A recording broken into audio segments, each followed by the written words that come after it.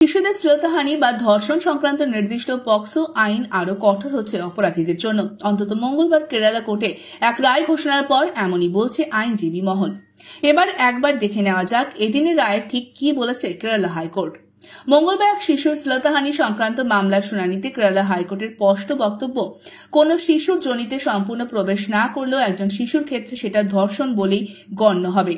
এই বিষয়ে কেরালা হাইকোর্টের দুই বিচারপতি পি.ভি. সুরেশ কুমার ও জোভিন সেবাস্তিয়ান এর ডিভিশন বেঞ্চ এই বিষয়টি বিশদে ব্যাখ্যা করে বলেন যে কোন শিশুর বাহ্যিক যৌনাঙ্গের সামান্যতম স্পর্শ যৌন নির্যাতনের তথা ধর্ষণের আওতায় পড়ে। এই ধরনের নির্যাতনকে ধর্ষণ হিসেবে অভিহিত করার জন্য কোন শিশুর রেচনাঙ্গে পুরুষাঙ্গের সম্পূর্ণ প্রবেশের প্রয়োজন নেই। পক্সো আইনের অধীনে শিশু ধর্ষণের নতুন এই ব্যাখ্যা নিয়ে এক অভিযুক্ত যাবজ্জীবন কারাদণ্ডের সাজা বহাল রাখে কেরালা হাইকোর্ট।